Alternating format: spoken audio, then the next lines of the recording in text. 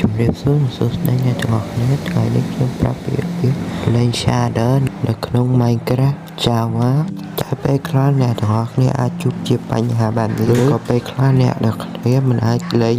Shader បានទេនៅក្នុង Project Launcher តោះតើដឹងវិធី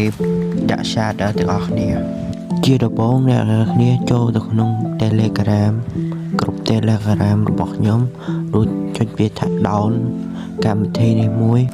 តបមកអ្នកទាំងអស់គ្នាចុចចូលកម្មវិធីនេះមកដែលមានគឺថា Salad ពេលនោះអ្នកទាំងអស់គ្នានឹងឃើញគេឲ្យ download និង Agria រួចចុចពាក្យនឹងហើយរួច download ដល់ពេលនេះអ្នកទាំងអស់គ្នាចុច OK រួច add account មួយមកហើយអ្នកគ្នាចង់ add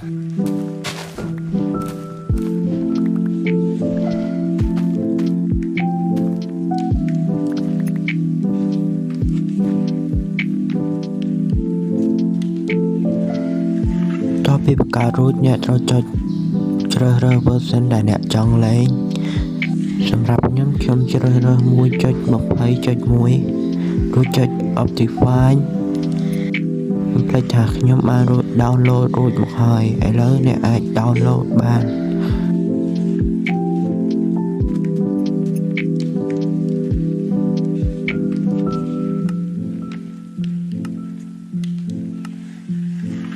ពេលដែលអ្នក download រួចអ្នកត្រូវ download កម្មវិធីមួយនេះមួយទៀតដែលជួយធ្វើឲ្យទូរស័ព្ទពេលដែលយើងដាក់ shader ឲ្យកាន់តែភ្លឺច្បាស់និង smooth ជាងមុនក្រោមនឹងមករួចចុច OK អ្នកត្រូវចុចបន្ទាប់មកត្រូវបង្កើត file នៅខាងលើចុចកន្លែងសញ្ញាបូកនៅខាងលើរួចមកខ្ញុំបានបង្កើត file រួចហើយនេះគឺជាឧទាហរណ៍ទេយើងវាយពាក្យថា mg មករួចចុច OK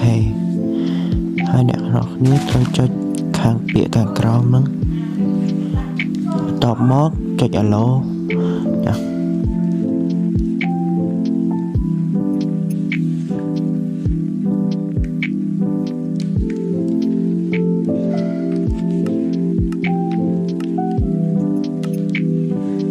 តមកអ្នកនរគ្នាត្រូវវាយដូចខ្ញុំទាំងអស់មកឲ្យដូចតាមខ្ញុំមកបានវាធ្វើទូរស័ព្ទរបស់អ្នកកាន់តែ smooth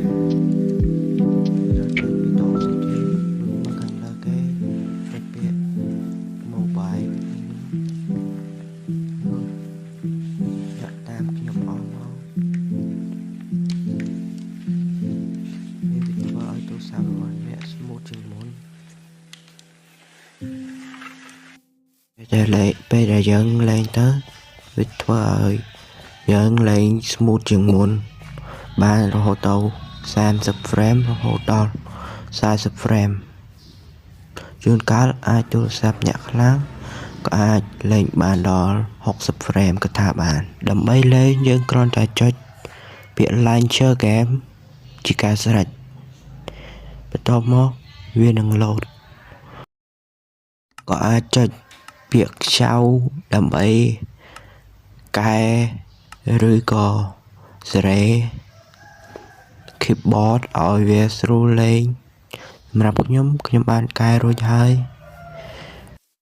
ពេលចូលដល់ក្នុង game អ្នកត្រូវចុចតាមខ្ញុំមករួចចុចបើកបិទ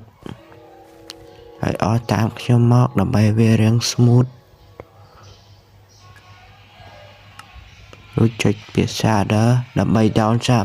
shader បានយើងត្រូវចេញពី game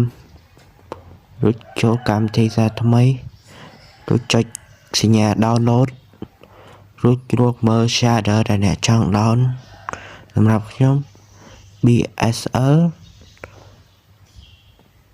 ចុច រើស version មកចុចខាងលើគេពេលចុចហើយវានឹង download និងចូលនៅក្នុងកម្មវិធី auto សម្រាប់វីដេអូថ្ងៃនេះគឺមានតែប៉ុណ្្នឹងទេសូមដែលបានមើលវីដេអូនេះតាំងពីដើមដល់ចប់